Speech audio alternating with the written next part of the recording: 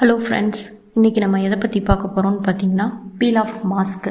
அதுக்கு என்னென்ன இன்க்ரீடியன்ட் தேவைன்னு பார்த்தீங்கன்னா ஜெனட்டின், அப்புறம் சாக்கோல் பவுடர். இதுதான் சாக்கோல் பவுடர். 2 பவுல், குட்டி குட்டி பவுல் நான் எடுத்துருக்கிறேன். 1 ஸ்பூன் ஒன்று எடுத்துக்கிறேன். அதுக்கப்புறம் நம்ம எப்படி பண்ணலாங்கிறத பார்ப்போம். இதுக்கு பால் கொஞ்சம் எடுத்துக்கலாம், தண்ணியும் கொஞ்சம் மிக்ஸ் பண்ணிக்கலாம், இல்லை நம்ம தண்ணியை மட்டும் வச்சு வேணாலும் மிக்ஸ் பண்ணிக்கலாம். ஜெனட்டின் 1 ஸ்பூன் இல்லை ஒரு 3/4 ஸ்பூன் அந்த அளவுக்கு போட்டு நல்லா சூடான பால் கொதிக்க வச்சு எடுத்துக்கோங்க. அதில் போட்டு நல்லா மிக்ஸ் பண்ணிக்கோங்க. ஜெனட்டின் கரையணும். கரைஞ்சால் தான் நமக்கு பீல் ஆஃப் மாஸ்க்குங்கிறது அது ஒர்க் ஆகும். அந்தளவுக்கு நல்லா நம்ம பால் கொதிக்க வச்சு, அப்படி உங்களுக்கு கரையலை அப்படின்னாலும் ஒன்றும் பிரச்சனை இல்லை. நம்ம நல்லா போட்டு கிண்டுங்க. அப்படி இல்லாட்டி லைட்டாக தண்ணி சுட வச்சு லைட்டாக கொஞ்சம் சேர்த்துக்கலாம். ஒரு முடக்கு செய்யுங்க. ரொம்ப தண்ணி மாதிரி போயிட்டால் நமக்கு மாஸ்க்கு ஃபேஸில் போட்டோம் அப்படின்னம்னா எடுக்கும்போது நம்மளுக்கு சரி வராது. அதனால் கொஞ்சமாக தண்ணி விட்டுக்கோங்க. விட்டு நல்லா அந்த ஜெனட்டின் கரையிற வச்சு கிண்டுங்க.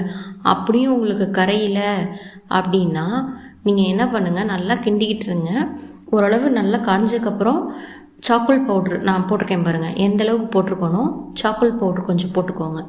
போட்டுட்டு நல்லா மிக்ஸ் பண்ணிக்கோங்க.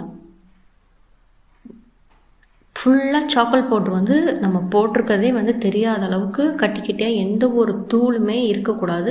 நல்லா கிண்டிக்கோங்க. எனக்கு ஜெனட்டின் கரைஞ்சிருச்சு, ஸ்பூனில் கொஞ்சம் ஒட்டியிருக்கு, நான் போடுறதுக்கு இன்னும் கொஞ்சம் நல்லா கெட்டித்தன்மை வேணும் அப்படின்ற அளவுக்கு பார்த்திங்கன்னா சும்மா ஒரு முடக்கு தண்ணி மட்டும் விட்டு நல்லா கிண்டிக்கோங்க. எந்த அளவுக்கு நம்ம கிண்டி அந்த பவுடர்லாம் அங்கங்கே ஒட்டியிருக்கிறது எல்லாத்தையும் எடுத்து விட்டு நல்லா கிண்டி, நம்ம பார்த்தாவே உங்களுக்கு ரொம்ப தண்ணியாக இருக்கக்கூடாது, ரொம்ப பேஸ்ட் மாதிரி இருக்கக்கூடாது.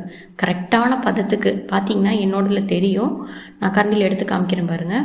அந்த அளவுக்கு போட்டு கிண்டி எடுத்துக்கோங்க. இல்லை உங்களுக்கு இன்னும் ஜெனட்டின் கரையில் அப்படிங்கிற பட்சத்தில் டபுள் பாயில் மெத்தடு அப்படின்னா, ஒரு ஏனத்தில் தண்ணி வச்சு அடுப்பில் சிம்மில் வச்சுக்கோங்க. அதுக்கப்புறம் இந்த ஏனத்தை நான் வச்சுருக்கிறேன். என்னோடது பிளாஸ்டிக் தான், நம்ம ரொம்ப கொதிக்க வைக்க போகிறதில்ல, ஒரு 5 செகண்ட் கூட இருக்க போகிறதில்ல. அதனால் நான் அப்படியே பிளாஸ்டிக்கே வச்சு நல்லா இன்னும் கொஞ்சம் மெல்ட் ஆகணும் அப்படின்ற அளவுக்கு கிண்டி இருக்கேன் பார்த்துக்கோங்க.